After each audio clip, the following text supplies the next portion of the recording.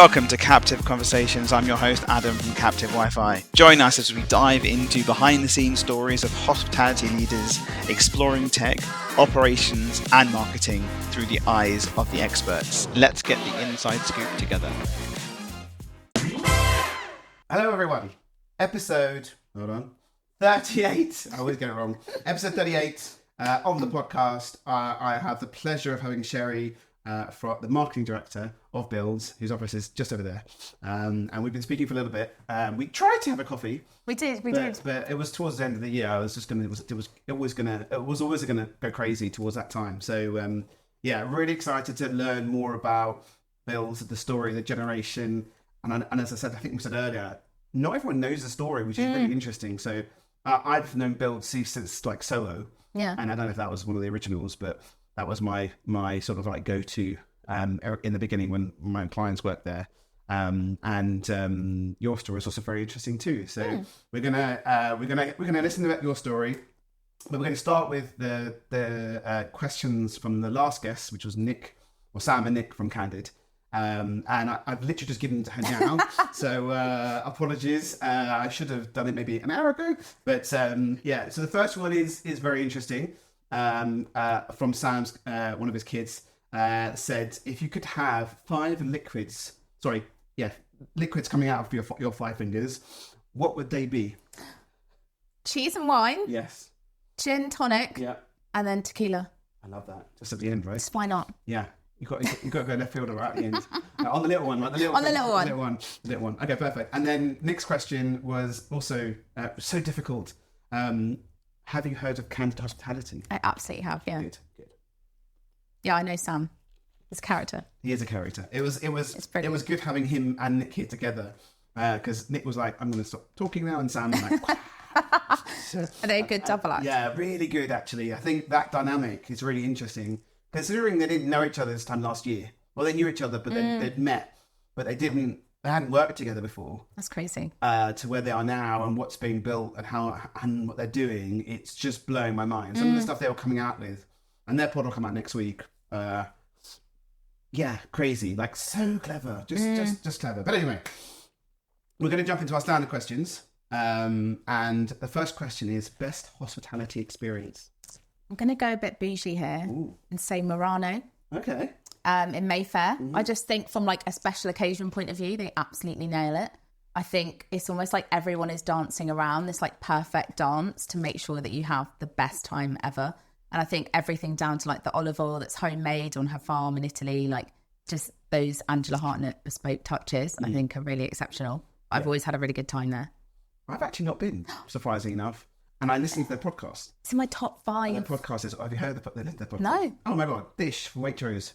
It's amazing. It's awesome. But they have different celebrities on each week and she cooks for them. Oh, wow. Cool. It's awesome. So, but yeah, all I hear, and I'm very jealous. So thank you. That's Put it on your list. In the note, mental note. Okay. And best hospitality tech with no self-noms. McDonald's. Yeah, I think that app is amazing. I think it encompasses like everything from the rewards journey, your orders, everything works seamlessly together. And I just feel like it just feels bespoke to them. I reckon they must have created it in-house. I like the gamification piece inside there. That piece I really like. I said it when you mentioned it earlier, I was like, I'm going to trump you. The only thing I wish that would change on that would be that you don't have to check in to be near it to get your food. And I understand the quality of the food, but in every other QSR brand that's out there, it's your responsibility to get there on time. And I will very happily, if I get there late, I'm a Brit, well, I might complain later.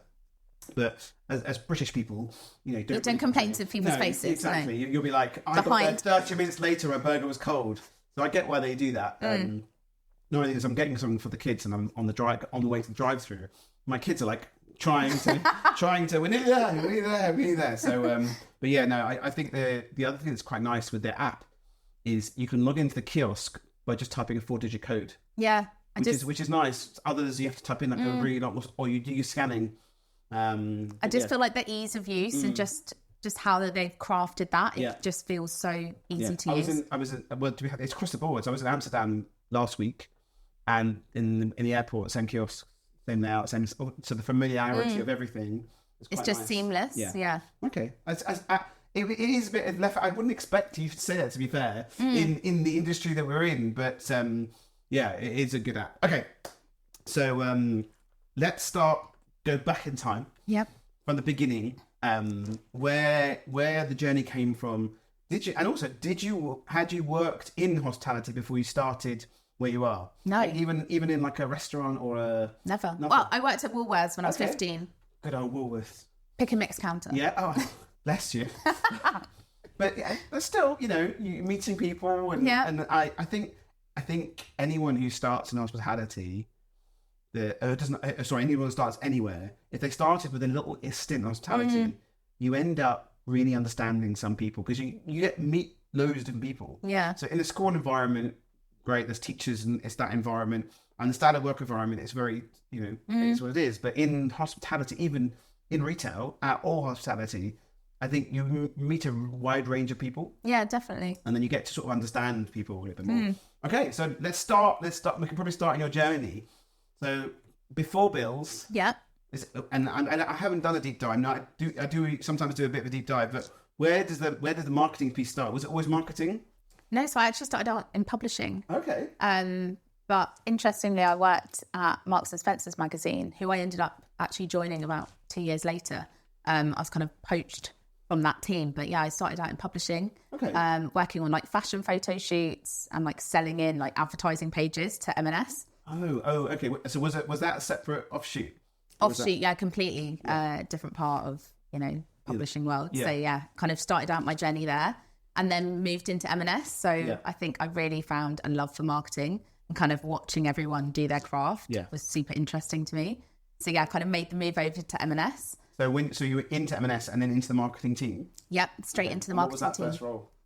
It was campaigns, marketing in clothing and home. Okay. So working on, luckily for me, the really sexy kind of advertising campaigns. Yeah. I did a lot of the Christmas campaigns there as well. Budget than others, right? Like in the millions. Nice. But yeah, worked on Christmas. Hey. I got to spend 6 weeks in Prague. I know we're saying how many months in advance? Because hospitality, you have a year in advance. That's crazy. Maybe even 14 months. Wow. So literally you'd be, delivering November Christmas ad campaign, but you'd already be working on next year's Christmas campaign. That's crazy. So that kind of like level of organisation is like something that I think I've still got instilled in me now. Nice. Well, that's pretty handy for hospitality, to be honest with you. Okay, so then what did you grow up in the ranks of that, or did you in the team and learn from them? Because it's a different type of environment than hospitality. Retail's very different. Yeah, retail is super. I think hospitality is fast paced, but I think retail is just another level of demands. It is long hours. Like the stock alone. So a friend of mine runs the online stuff at Costco. He's the same as you. We was talking about. I was like, when are you doing Christmas? He's like, I've done it already. He's like, weird. He's like, it blows my mind. They know exactly what needs to come in, what they've pre-ordered, what's in the warehouse. It blows my mind of how structured everything is. Another friend of mine runs one of my kids and friends' dad. Whoever anyway. He runs a Primark up in the big one in Mud Lodge. Oh wow! And some of the stuff is just like, they will take leftover stuff from other stores and sell it. Wow. That is just a machine. He was talking about same thing, where things are going, what they're planning for. I think it's mental. So organised. And I think the size and the complexity of like a business of that size, working in departments that are taking £1 billion in revenue just in women's wear. Yeah. You are talking to buyers, suppliers, you're working on packaging, you're kind of like working on a myriad of things at the same time. And that was your first? Yeah. But what a way to kind of start your career and be like with a bang. Throw you in. So how big were the team when you started? So for Christmas it was me and one other person. For clothing and home, yeah. Wow. So it was like, we'd have potentially like up to 100 models on a photo shoot. We spent 6 weeks in Prague shooting a Christmas ad. That's a throw-in. Yeah. Wow. But like great life experience. Yeah, unbelievable. And also adjusting your expectations and how things work, right?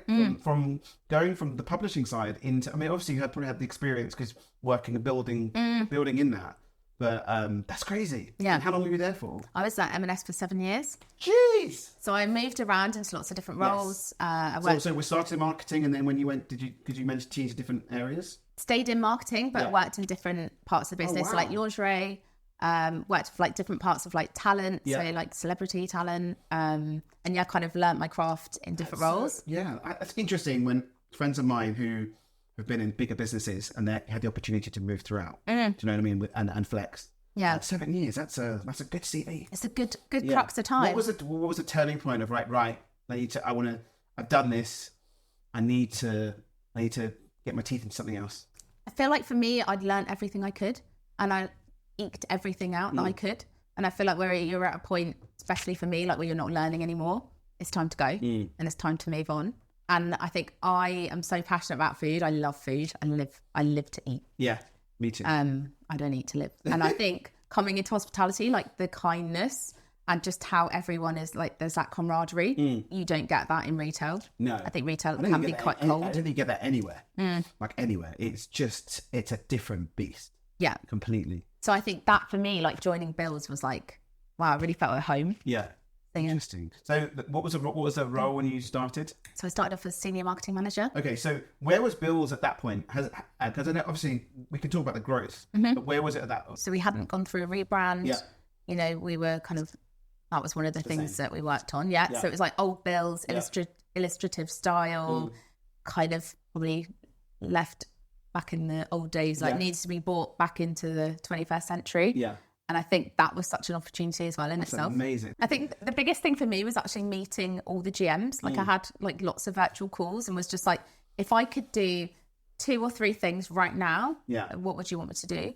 And I think because there were so many things that needed to be fixed, it's like, where do you start? And I think you just need to start small, but with the biggest things that are going to make the biggest impact. So what was the feedback from, or I don't know if you can share, but what was the feedback from the gym? Because obviously things change, right? Businesses change, Bills grew like big, right? Yeah. You know, you had a lot. How many locations did you have then? I think originally when I joined, it was probably early, like mid 50s, late 50s, but I think at one point 87 sites. Wow. So when you started, it was mid 50s. Yeah. Okay, crazy. Still, I mean, first couple of weeks has probably just been like speaking to people. Yeah. Oh, amazing. So going on photo shoots, trying to get some new assets. You know. God, that literally is. I mean, I love it because I love hitting the ground. I love being thrown into stuff. Yeah. Which happened for you. And it's what an option. What an opportunity to go in and literally go, rah. Yeah. What can we do and how can we, make this better? How can we get everyone really organised? You did things a year in advance, so this is fine for you. Yeah. That was their thought process, wasn't it? Yeah. So who was the team? Who was the team was different management team back then, or was it the same management team? Different. So kind of Tom James and I joined at roughly the same time. Okay. So he was, I think, operations director. Yeah. So we kind of rose through the ranks probably at a similar time together as well. So then the first job was to better assets, new design. Was it new website and new branding, or so that was being yeah. So I think that was being worked on. We kind of took a small group of us. Yeah. And we're really thinking about, we've really got to move Bills on. Yeah. And I think we, in order to, it was... So, okay, let's go back. So let's, just so people know, because it's an interesting story. Do you want to give the little bits of background? Because it does show a little bit info on the website about Bills originally. I did a little deep dive into, there's a website called Wayback Machine. So you can go to Wayback Machine on Google and it's archive.org, I think, and you can look at any website from the last 15 years. And you can just tap dates. So I did have a look at a couple of the different colour schemes from back in the day from Bills. You should have a look. It's really interesting to see when websites were this big. Oh, wow. And then as they grow, and then some of the images are still there. They've kept like an archive. Oh, that's cool. It's called Wayback Machine. It's really, really interesting to have a look what people used to look like. Any brand. And then when they're like, you should do some captures. Oh my God, if you go for your next meeting, you'd be like, this is what we were. So tell me the origin story of Bills. I mean, most people have heard of Bills. I didn't know the origin story of it until I checked the new website. Yeah. And also we're doing my Chat GPT AI assistant did me some research on Bills. So so tell me about what its beginnings, if you can. So I think Bill is a real person. Yeah, a lot of people don't actually know that. Yeah.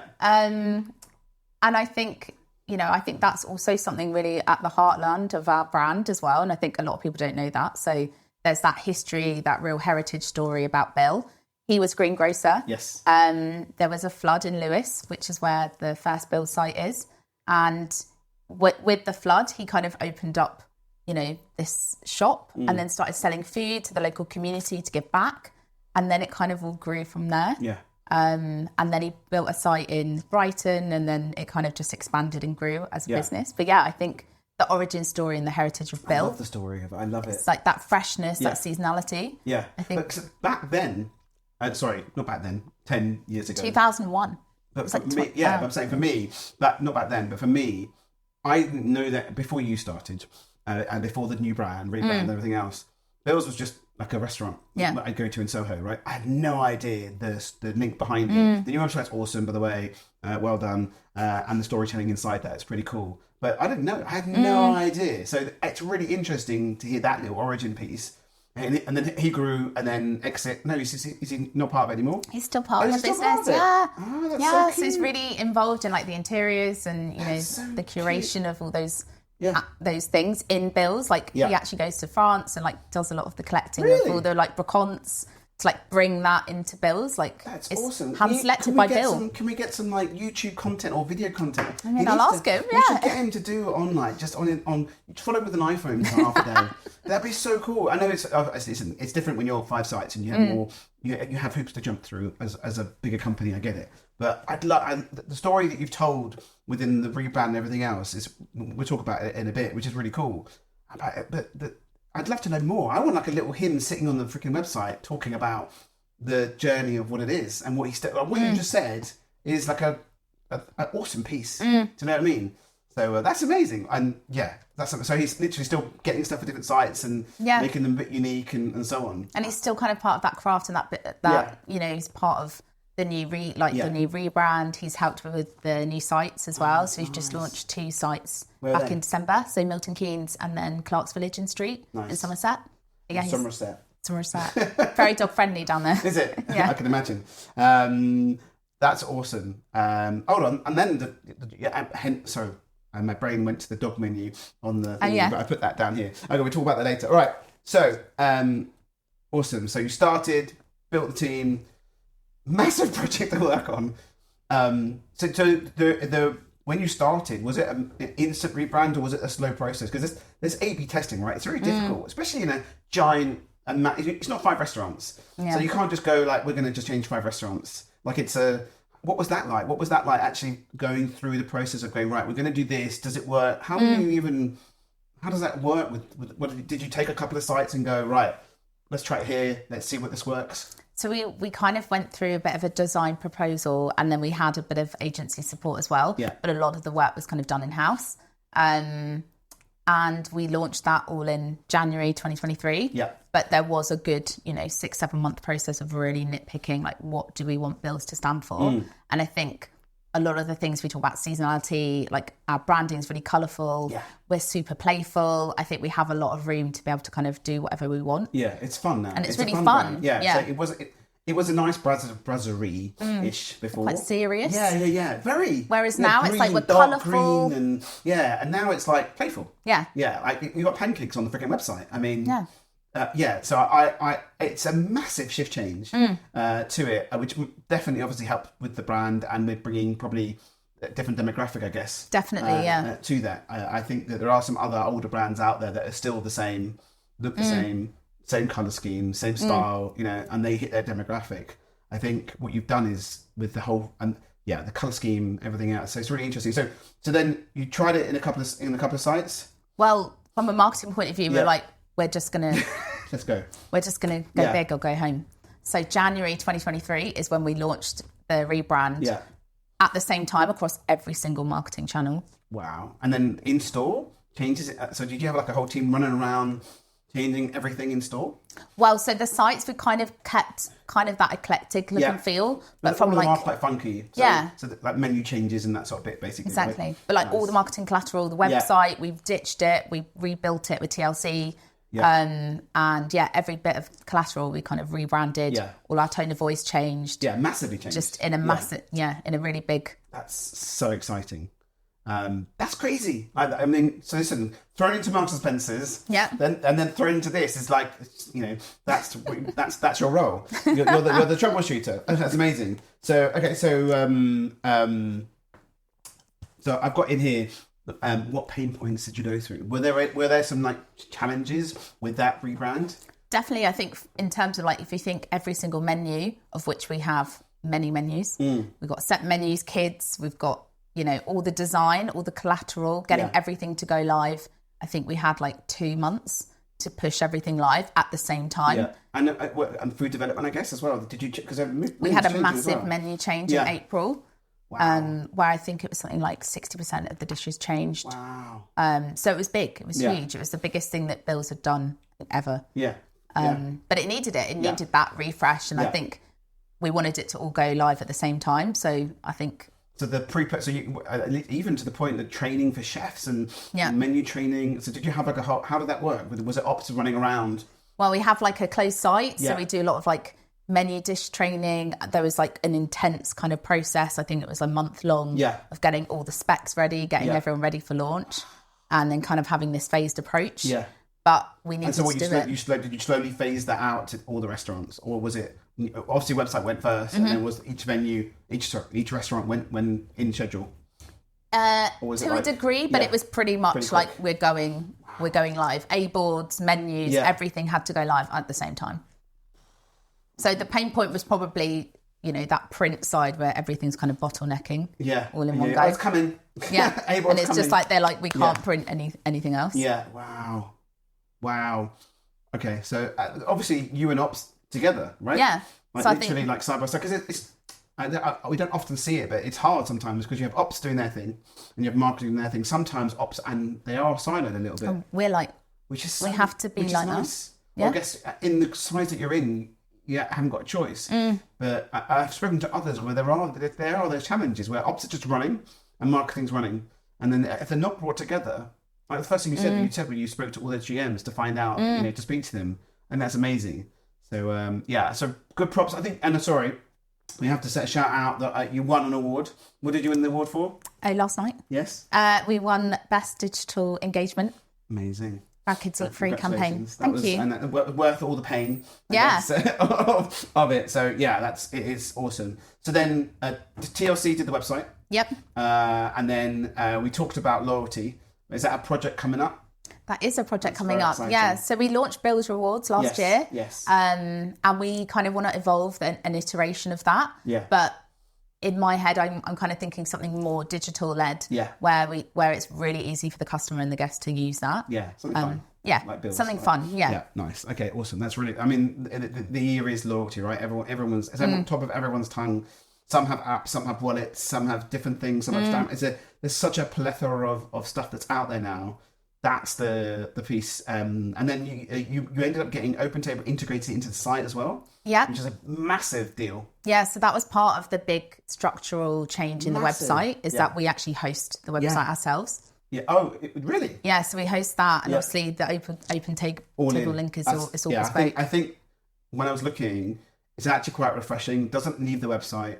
The customer journey is all within. It's all very much quite nice and tight within there. I wish listen, you're big enough and bad enough to get OpenTable to give you to get it done. I'm sure it was a feat.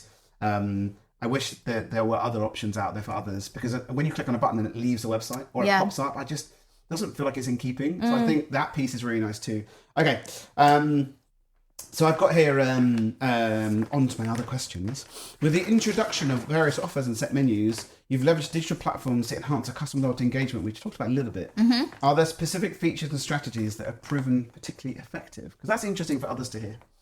I think from the digital point of view, I think, hospitality versus retail is quite far behind in that kind of digital landscape. It's crazy, isn't it? That's something that I very much noticed when I joined the business, is that, paid social, nobody knew what that was. That wasn't really a thing. Yeah. So I think from our point of view, paid social PPC is a really big channel for us, and it really drives bookings. So we're always looking at new ways that we can kind of target our new guests, how we can speak to existing audiences through those platforms, and how we can kind of create this full funnel effect for our media plans.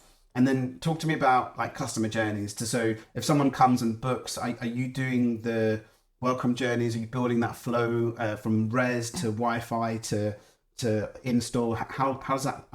If I can ask. Yeah. It's interesting to hear because listen, we speak to lots of 1s and 2s, 3s and 4s, lots of 20, bigger groups, smaller groups. Interesting to see because it's hard to do on the mass volume that you have. What does that journey look like? If I come in and book a table, how does the journey look? The kind of customer journey? If you sit down, and you go on the Wi-Fi, it will log you in if you've been to that site before. Nice. Or we'll ask for your details and your data, and then we'll do data capture at that point. Nice. You'll then also receive a survey from us. Okay, so you do feedback from them. Nice. Which goes to feed it back. Lovely. So where we can craft and get guest data and information. And then also from a welcome journey perspective, we've embedded that in our website really clearly, but you get 20% off if you sign up. I think that I just wish more people would listen to what you just said. And I will put that as a snippet because that one piece is so big on conversion. And I had James Mobbs on last week and he was like, I was on a website the other day and you scroll down to the bottom and it says sign up for news. And he goes, how sad is that? Yeah. Sign up for news. Well, but it is, right? Yeah. Because you shouldn't have to scroll all the way down or click on a link to go to a page, right? Yeah. It should be those promptings. It's all kind of embedded in something. And, we've got some great stats. It's actually generated about 400k for us last year just from that new initiative. Did you hear that, everyone? So that's amazing. I think that's fantastic. I think just those little things. I with Gemma from Honest a little while ago, and their little pop up same crazy. Yeah, it does. Something crazy so simple yet effective. It's just like, why is everyone not doing that? I don't understand. Also, even if you sign up from the website, that's a welcome journey. Yeah. So the flow should be the same as Wi-Fi booking, welcome journey. Everything's It should be seamlessly working together and talking to each other. Yeah. Yeah, see? Some people get it. Okay, that's really interesting, actually. And it's nice to hear that the different flavours all have that journey within there. And Bills Rewards, how does that work? So we've paused that for now because we want to relaunch something else this year. Watch the space. I'm very excited. But something that is more digital-led. Yeah, I think the loyalty platforms or the landscape, it is pretty cool. I'll put in here, what's your marketing tech stack? Yeah, so I wrote some notes on that. So we use Airship. Yes. So that is fully segmented our database. Yes. And then they've got the new AI tool that we're really looking forward to using. So we're going to start creating segment groups of our guests. I want a list of all dogs. All dogs, yeah exactly. Who's got a dog? Yeah. Who's got kids, families? Who loves pancakes? Yeah. Who loves burgers? I want to send an email to everyone who likes pancakes. Exactly. I'm like, crazy. So I think we're really excited to start using that new tool as well. Absolutely. Nice. So and then you've got your proof of presence, right? So you're able to do those different triggers. Yep. And then the gift carding. Yeah. So we switched to Toggle. Oh, sweet. So you've got Airship and Toggle. Yep. Nice. So that worked really well over Christmas, and then we sent gift cards into sites as well. So that hadn't been done before. So people could buy physical gifting. That is nice. We're just trying to capture guests, 100%. Insight as well as on the digital point of view. If you're having a great experience and you want to do it in store, it should be available, right? Yeah. There aren't that many that do that, and there's always a challenge of it, but that's pretty cool. Sometimes people want that physical thing, Yeah, 100%. It is that little piece of card. I think the thing for me is that I want both. I love digital, but I quite like. But you like, so I take it with me and so on. I think I'll tell you a story another time afterwards because I'm not going to do it on camera. I'm a very funny gift card situation, but okay, great. So that's Airship and Toggle gift card, and then the website is TLC. Yeah. So we work with them on the whole rebuild of the website, the new booking journey, and all the data flows in. Everything, and then flows through. OpenTable obviously flows into Airship as well. Yep. Nice. So all that feed into one central place. So that's just happened, yeah. So we've just had that integration. So that's exciting. More information that we can play with on our guests. Yeah. Yeah. So I think segmentation and personalization this year is a really big thing for us. Sorry, I have no idea what that was. I think something outside. That's really interesting. And the OpenTable piece is really interesting. I mean, bearing in mind, and then what's your POS? What do you use POS? What's your system? Because that plugs, does OpenTable plug into Comtracts. Does OpenTable plug into that as well? Yeah. Nice. So you've got the two-way sync there. Yeah. Beautiful. Sorry. So everything's when you're like, yeah. you don't know. So I know it. Yeah. Yeah, everything's talking to each other. Amazing. Perfect. So okay, perfect. That OpenTable thing's massive. So that just happened. Yeah, that's literally just happened over the last couple of months. That's amazing. I will say that we've been speaking to their team here now, and they're a lot more open, which is nice. So in the past, it's always been really difficult trying to get to the US team, and I think things have definitely changed. Yeah, definitely. And they are definitely more open, which is nice to see because it's a beast of a platform. I was talking to someone yesterday who talked about Open Table, was talking about when they had PCs. Wow. They used to have a PC. I'll show my age now. Everyone had a PC. Every location had a PC. There was a little mini HP PC or Dell PC with a touchscreen.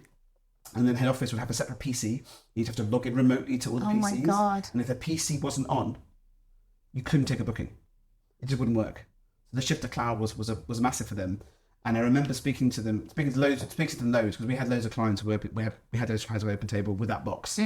And they would call us and go, oh, no, reservations aren't working. Going further back for you, this is even more showing my age. Open Table was originally Top Table.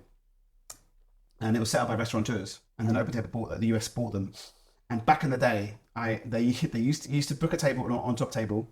And when you booked a table on the website, it would fax the restaurant. No. Yeah. I'll be there and this thing would come out. Come straight through. Wow.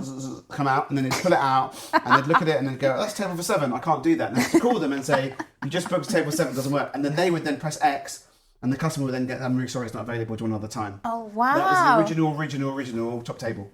So interesting, isn't it? So back in the day, faxes. Wow. So the times have changed. Okay, this is amazing. Okay, we also work with Jolly as well. Oh, nice. Yeah. Okay. So we do a lot of like micro-influencer content with them. That's nice. And they've got some new things coming out as well, which we're keen to look at. Okay, I like Jolly. I think I like the whole idea of that. I think, especially the challenge you have is if you want to go with a influencer that you might know or get recommended to, there's no structure with it. Yeah. With their platform, there's structure with it. You know, there's hand holding as such. Do you know what I mean? And guidelines. And it's really easy to use. Yeah, you just find what you want, but it's done. So yeah, are you guys? So Appetite, the app is on. You use Open Table as well. Is that? I think you can probably book through. You know Appetite? Have you seen Appetite? No. Oh, Appetite. Hi. Awesome app. It's like a discovery app. Okay. So you got Amble, which is obviously has lots of the 7 rooms restaurants on it. And Appetite is like an app you use to find restaurants you like and then favourite them. Oh, cool. And they're fully plugged into OT. Oh, wow. So you should definitely check it out. It's a really cool platform. People favourite the restaurants. I love that. And it's like a community style app. Really cool. So check out Appetite. It's a good one. And you don't need to be signed up with them because they've already got the Open Table Marketplace. Oh, brilliant. So you're probably already on there. So check it out afterwards. Okay. Pardon me. Sorry. Okay, next, which is an interesting conversation. I probably skipped some other questions that you've probably written down from, but so going back a bit. At the end of 2023, I was promoted to marketing director. Well, yeah, job well done after that year. So that year, basically, you went from there to marketing director. Yeah. So that project worked. So that's amazing. So yeah, well done. I think it's a different. So and then okay. Perfect. So then on to the next, which was sort of coming to these questions. The hospitality industry is continually evolving. What upcoming trends or initiatives is Bill's focusing to stay ahead with 2025 and beyond? So I think the most exciting thing that we've got coming up is we're actually going to be launching ourselves as an exclusive partner on delivery. Oh, you never this spring summer? No, you never did before. We've kind of dabbled in a bit of delivering, but never kind of launched it. Week. I mean, bills to your door is what you need. That's really cool. You've never done delivery ever. We have, but not like across all sites at one time. So I think we're really excited about this. Amazing digital channel. That's another massive digital channel, and just an untapped revenue stream 100%. As well for us. So especially unbelievable. That's a tricky one, especially if you're busy. But I guess that's another thing to manage. That's really when's that looking at launching? Hopefully, like spring, early summer. Really? Yeah. I'm excited. That's really nice because you've got a great brand. You've done a nice rebrand, and just have that on there. Is it having a familiar brand on there? Yeah. There's all these fake brands that don't really exist that are in that aren't so great. And I've had bad experiences with them. So I'm hoping St Albans will deliver to me. So we'll be right. So amazing. So and then anything else you want to share that might be happening? We know loyalty's coming. So that's loyalty's coming. They're probably our 2 biggest things, and I think like the segmentation piece, personalization with CRM as well. Now you've pulled in the res data. I mean, so my dream, this is my dream, and I talk about this on the WhatsApp group a little while ago, and to other people. My dream is like the touchless loyalty thing, right? Because you've got all these data points. So if you're building, this is a task for you. If you're building loyalty, I'd love to be able to not need to scan a QR code, not need to download anything, because for the data points that you've got, I've booked a table, I'm in your till system, boom, done, right? My name's in there. I've connected to the Wi-Fi, that's another data point. So I've arrived, I'm there already. I may have bought a gift card. I may have been, do you do retail as well? Was that not yet? That could be interesting. That could be an interesting one. Yeah, because I think Granger & Co do some nice cross retail to Hospo, so you can buy a gift card online and use it anywhere. Yeah, so that just one piece is exciting to be able to utilize it anywhere. So you buy a gift card, you can use it for, because the project that you have is awesome. Yeah. And I mean, okay, so well, that brings you back to retail, doesn't it? So another project we can talk about later. But yeah, so my dream is that touches loyalty. So I've paid, my money the information goes in from the till system to res into Airship, right? So you know how much I've spent. You've got that there. You've done. I've left. Next day, feedback email comes in from Feed It Back. Great feedback, done. And then the next day after, you know where I've been. You know when I've been, where I've been, what I've spent. You get a little reward or something. Thanks for visiting us. Just a little surprise. That customer life cycle. That is just that's what that's your task for this year. That's what I'd love to see. You shouldn't have to make them do X. Yeah. Because you know what, the opt-in rate in res is the opt-in rate for res isn't great at the moment. Opt-in rate for Wi-Fi is better. And then obviously you've got intent from Wi-Fi. Sorry, from gift card. I don't want someone to come up to me and say, download the app and scan here. Yeah. I don't want. It's all very nice. It's a great idea. If you can encompass all everything's digital now, right? Yeah.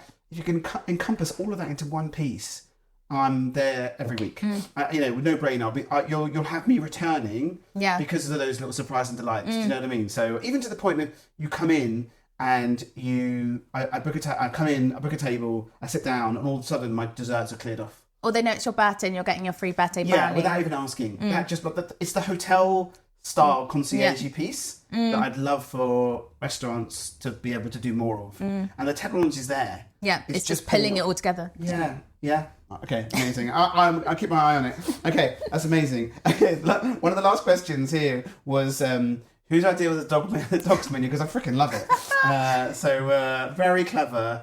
I'm sure further outside London are very dog heavy. Yes, they are. And also probably brings more people to them, because people are always worried about bringing... But also they're part of the family. And I think us, know, we won at the Casual Dining Awards last year, Best Family Restaurant. Oh, did you? And actually we need to make sure that everyone is involved in the family. Yeah, and be really inclusive. So it was actually Tom's idea. Was it? So cool. But we have always been dog friendly. Yeah. Nobody knew that. So we were like, well, we've always been dog friendly. We just need to match the guest's need to us already doing something we're already doing. It's talking about it, isn't it? So the question for you is content. I love content, and I do this, right? Do you see potentially, maybe this year, some more fun content from builds, not just the website and digital, but actually doing some some more socials? I haven't looked at all your socials. I'm sure they're good. I apologise, but to do like video content, because you've got some awesome brands. You've done an awesome rebrand. You've got awesome products. Some of the other brands out there, like Rosa's Ties, it's difficult getting those other channels and making fun of yourself, because it's sort of difficult. But you are a huge brand. It's difficult. Is that something that's potentially going to come, or are you doing it already? I think we're doing it already, but I think our big goal this year is to bring in that storytelling piece. So, talk about our origins, talk about who we are, and not just, I want Bill. Compelling offers. I want Bill out with a little GoPro, just walking in, going to market, grabbing stuff, giving it to the that would just be amazing. So I think I think the public generally love a story. Yeah, I think it's that touch point, that heartland, and bringing our brand to life. Yeah. But through storytelling, I think that's something we want to do more of. I love it. I think that one of the questions that we gave to Sam and Nick was before was what do you think about storytelling and hospitality? I think it's a given. Has to be done. You have to do it. So I wish one of our colleagues, Scott from Alden Hospitality, has just done on his website. He does like F&B and hotels and stuff. He's done top drawer style interviews. Oh, I love that. On his website. So someone's interviewing him and his team. Oh, that's Which cool. is really cool and just making it fresh. So and then you can reuse it on socials. Yeah. So I wish more restaurants would just be a bit more fun. Like, it's hard. Yeah. But you know, But you can't always be serious. I think it's No. like, don't take yourself too seriously. Yes, 100%. Okay, I'm excited to see. Okay, we're coming to the end, so thank you. I probably missed like 4 questions on there, so apologies on doing it. But as I said, it's a guide, and we go off piste. Questions: best restaurant. Josephine Okay. in Chelsea. Yeah. Really good. Okay. Give me that French food. Yeah. Amazing. Best burger. Leaker burger. Yeah. Okay, I'm with you there. Okay. Yeah. Awesome. When did you first experience Bleecker? I think only last year. Really? Yeah. They've just opened opening in Savardars Market. Ah. They're coming back home. I went to the one in Victoria. Oh yeah, Really good. The OG, The OG one. OGs. Yeah. Consistently awesome in Victoria. yeah. We did our Christmas party, and I left after Christmas party and went there. I went home. Sorry, that's to my wife. Best hotel. Ooh, bit bougie here, but the Goring. Goring is also long, very old school hotel in the city, right? Yep. Yeah, awesome hotel. Okay, 2 questions for the next guest. Ooh, this is maybe a bit harsh, but question 1. Yeah. In your opinion, what is the biggest challenge we face in hospitality? Oh, that's open as well. Okay. Question 2. How do you think AI is going to change the hospitality landscape? That's interesting. How do you think AI is going to change hospitality landscape? That's an interesting question to end on. Oh, I don't know. I don't know if we're ready for it. I think we're still quite behind in terms of tech, and I think we've got all these platforms, and now everybody needs to figure out how they work together and how we actually use them. Yeah, So I spoke to a couple of marketers the other day, and they were like, if you can build me a dashboard that has everything, that would be cool. Yeah. Like Tenzo, but for hospitality marketing. Yeah. So I've got my CRM here, I've got my POS here, I don't want the operations teams, I don't want to see that their sales stuff, they can do what they want. But having that dashboard that feeds the data in. Yeah, I think that would be really interesting. Yeah. But it's like, how do we go back I'm to not building it. But yeah, no, I agree. I think that everyone I've spoken to has been like, if you could do that for me, so I could see my cost, my PPC, my It's like a big brain, like pulling everything together. It's about having that for your ops team who have their, big data, who have their data warehouse, having that same thing, but just pulling little bits of information out. So I think that would be, that would be cool. AI could probably do it for us. So I think I can envision stuff like customer profiles being enriched using AI as well. Definitely. Do you know what I mean? Like you can, because for example here, all I did was I did a deep dive on ChatGPT, which pulled the internet sources out, and it basically looked at websites, looked at LinkedIn, looked at others, and helped me. So I think lots of stuff is publicly available. Yeah. So GDPR, if it's public, it's public. Yeah. So it's interesting to see. I'd love to see the thing for what hotels have when you walk up, they know who you are. That virtual maitre d' thing, I think would be awesome. I think that might be coming. Might help soon. I think that piece is really important. Trying to recognize customers before they come. Yeah. That little piece, because it's missing. And make it personalised. Yeah, 100%. I think you imagine you walk up and this little screen pops up. Hi Adam, this is your 7th visit and pancakes on us. You eat a lot of pancakes. Yeah. Oh, hello, that's my clip. All right, let me just put this back on. Yeah, I exactly eat a lot of pancakes. Oopsie. Let me just clip this bad boy back. 1, 2. There we go. I'm back. Okay, amazing. So thank you so much. I'm actually you'll hear it in a second. They can all hear it, but you can't hear it. That was a round of applause for you. Thank you so much. You can give everyone a wave goodbye. Thank you. This is Sheri from Builds, Marketing Director. And we'll see you all soon. Bye. Bye.